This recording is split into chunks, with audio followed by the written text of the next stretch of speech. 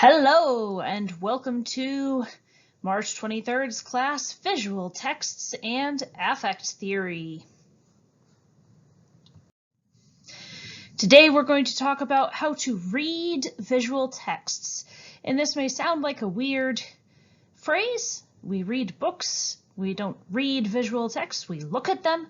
But in this case, what we mean by reading is that we're going to look at them and think about all the different layers of meaning that there can be and ask ourselves a series of questions that help us think about the visual image in a lot of different ways from a lot of different angles, and to think about it in a number of different ways critically so that we can think through some of the different meanings that can be happening in the visual text. So the first of 3 steps that you can take when you encounter a visual image is to react. First, how does the art or image make you feel? What does it make you think about? What associations does it bring up? You can try that with this one. So what kinds of feelings do you have when you look at this? I feel kind of closed in and constrained and a little bit claustrophobic almost, even though it's a pretty big space that I feel like I'm in. I feel like I'm kind of trapped there. It makes me think about a prison or a place that's kind of underground. And it brings up associations of like submarines with all the rivets and nuts and bolts, and then the person looking through a periscope. But then, of course, there's the association with the Facebook logo. And, of course, the thing looks like a door, and it's open, and there's green grass outside, and the person could leave at any time. And so then I feel kind of silly, like kind of stupid. Like you could just leave at any time, and what am I doing? I'm staying in here when I could go out there. But I know there's COVID-19 out there and I shouldn't go out. So I want you to practice here. This is part of an art exhibit by Yayoi Kusama, who is the woman on the left. And she is a contemporary artist. What do these pieces of art that she has made make you feel? What do they make you think about? What kinds of associations do you have?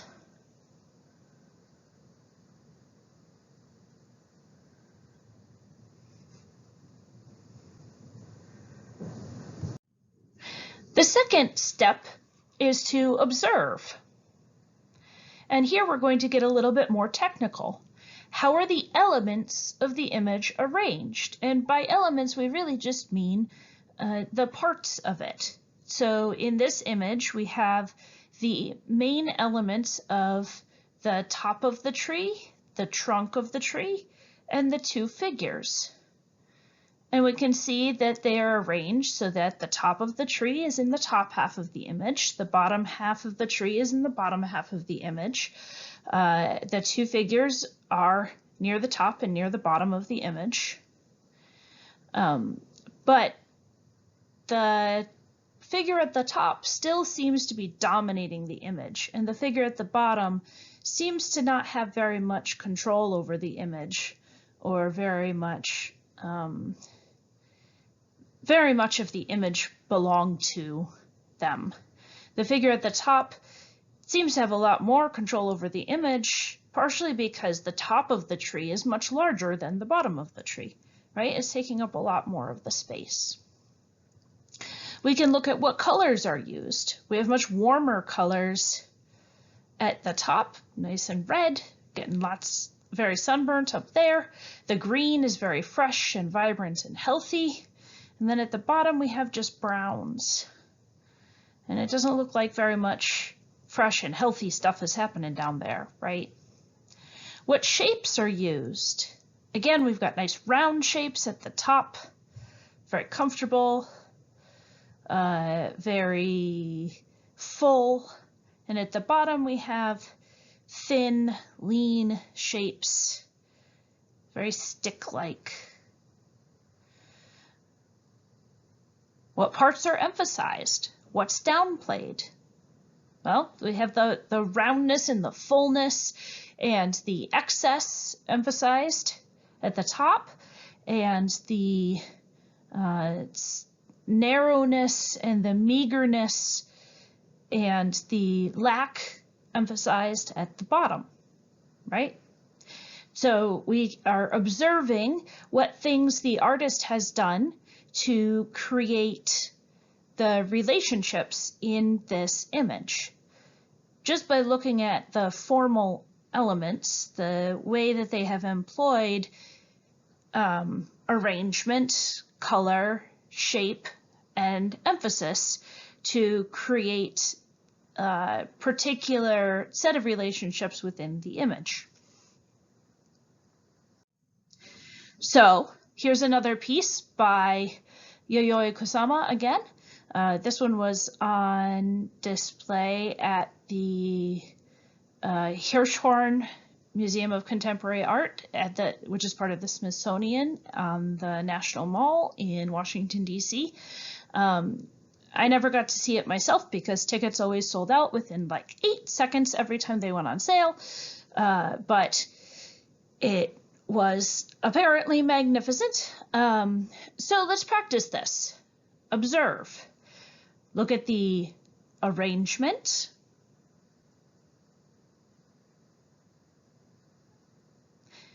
The colors.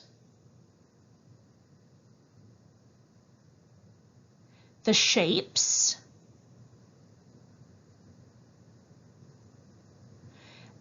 And the emphasis.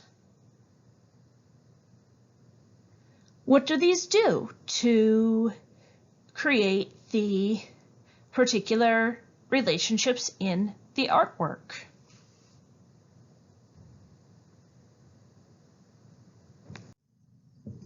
Finally, the third step is to compare.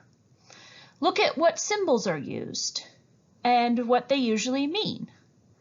So here we have 2 Ewoks holding a poster of C-3PO from Star Wars, right? So these are symbols of Star Wars, of specifically I guess it's episode 6 of the original trilogy.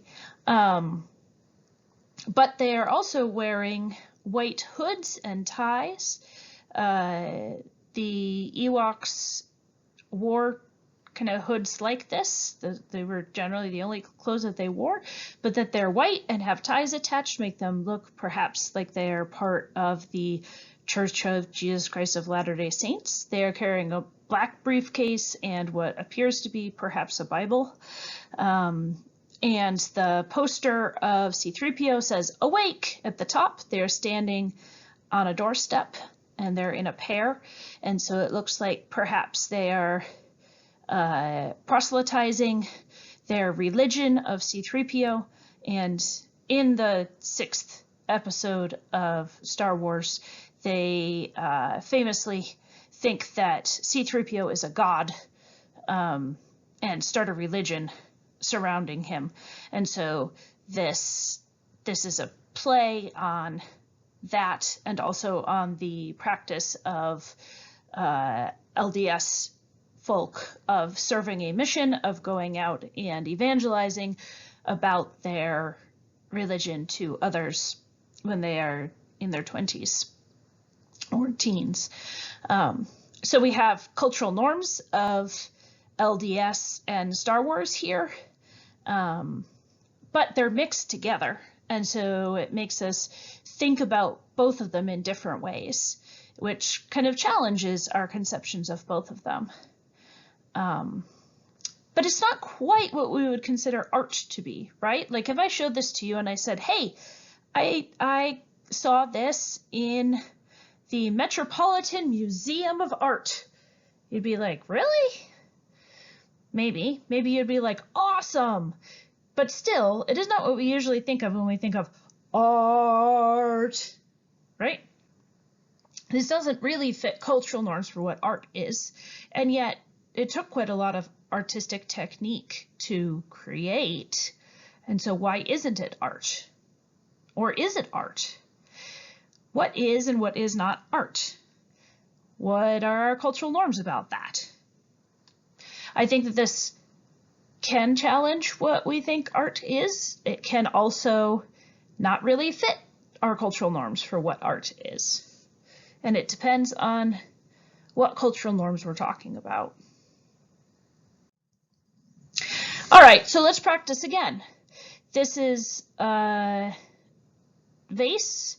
It is a Han Dynasty, I think, vase. So it is, I think, 2,000 years old. I am not a scholar of ancient Chinese dynasty vases, but I believe that is correct.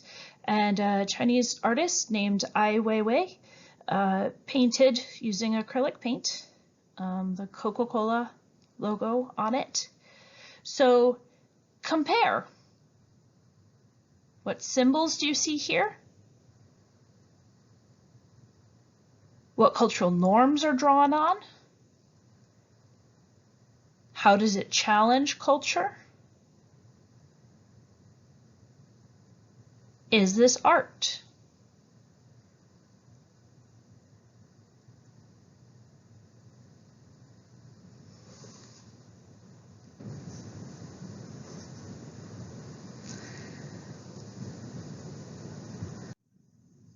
Let's try again.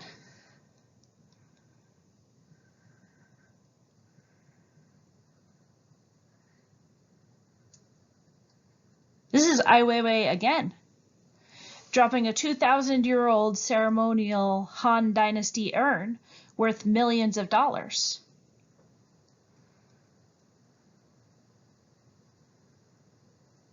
What symbols are here? What cultural norms?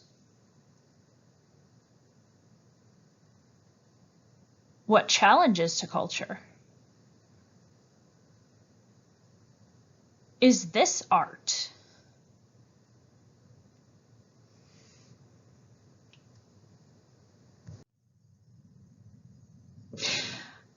Now that we're having feelings about this, let's talk about affect.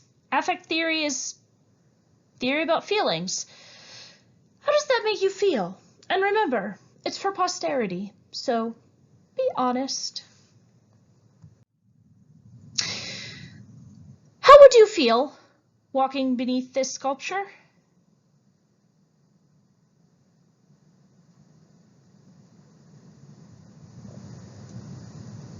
I have walked beneath this sculpture. It freaks me out. How does looking at it make you feel? Why? It wigs me out. It's so pokey and pointy, and there's so much more stuff at the top than at the bottom. The parts it stands on are so little, and the top part is so big, and when I walk underneath it, I am certain it's going to fall on me and crush me. And also it's so pokey, and I feel so squishable when I am walking near it. And I have walked right underneath this, and I knew that it was just a sculpture, and still I was afraid of it. It does not make me feel comfortable at all. How does this artwork make you feel?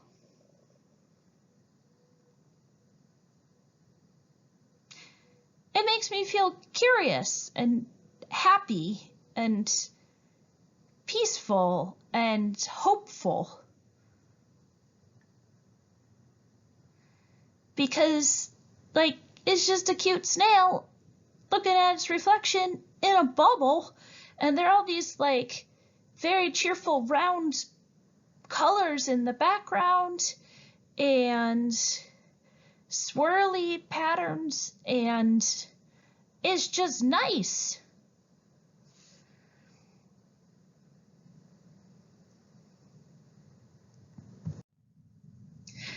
So here are the basic ideas of affect theory. Feeling things is an important way that we understand and make sense of experiences, places, and objects. Affect is what your body experiences. Affect plus meaning equals emotion. So stage fright and pre-performance exhilaration are the same physical experience. Your heart rate is elevated, your hands feel a little bit clammy, you are breathing a little bit more quickly, you feel real jittery. Same physical experience for the person who is feeling a little bit of a high right before a performance and the person who's feeling scared right before a performance. The physical feeling is the same. The meaning that you attach to it is different. And so you end up having a different emotion, and what your interpretation is of that event is different. Same thing before a big game, before you ask somebody out on a date, etc., etc., etc. And it's not always entirely the same, but a lot of the time we're feeling the same physical thing. We're just interpreting them differently. We're attaching different meaning to it. We act based on how we feel about things. This is a normal human trait. We're supposed to. I know that I say this all the time in class, but like for a super long time, the thing our brains needed to do for us was tell us if there were tigers that were going to eat us. And so that had to be the thing that we cared about a lot.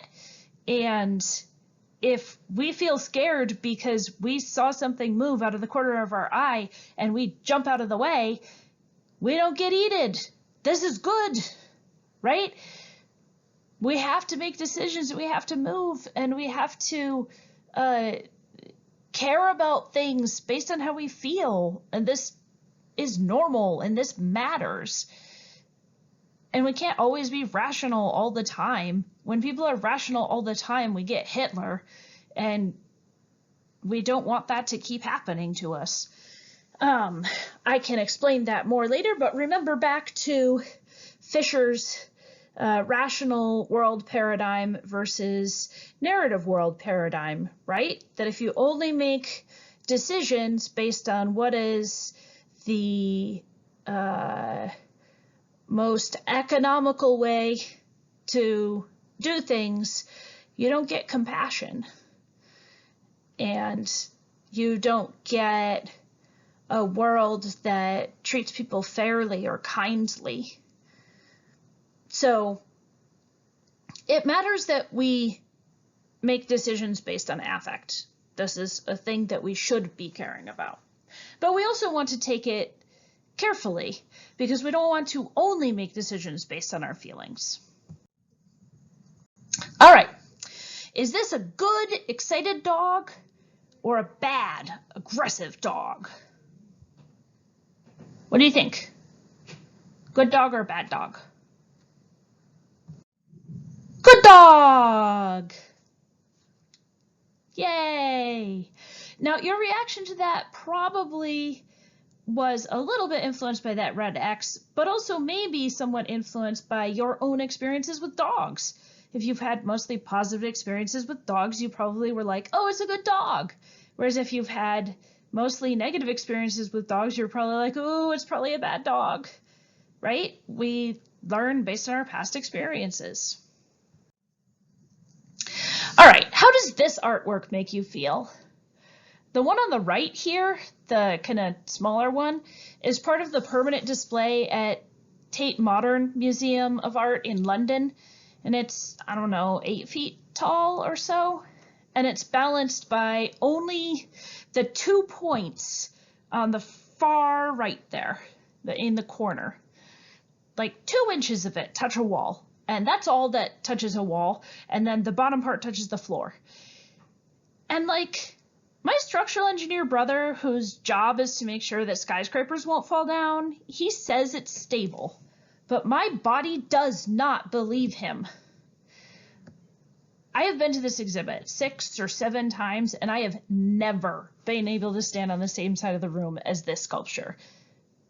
I'm like cowering right now just thinking about it.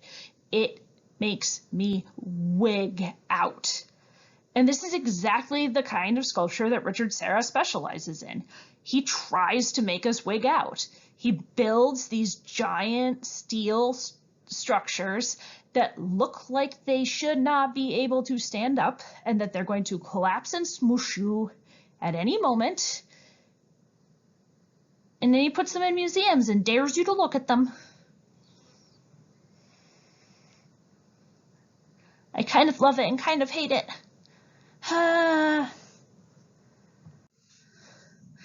All right, how does this artwork make you feel? Why?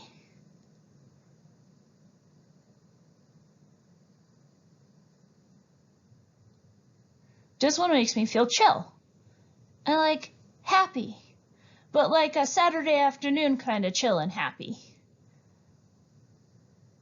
'Cause like, it's not all perfectionistic or anything. Clearly a bunch of effort went into it, but the style is also pretty loose and there's lots of bright colors. But because the style is really loose and the colors are really bright, it still makes me feel like it's real chill. Yeah. Saturday afternoon.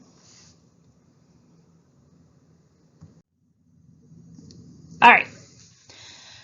In your engagement activity, there are links to, and in the notes of this slide, there are links to 3 different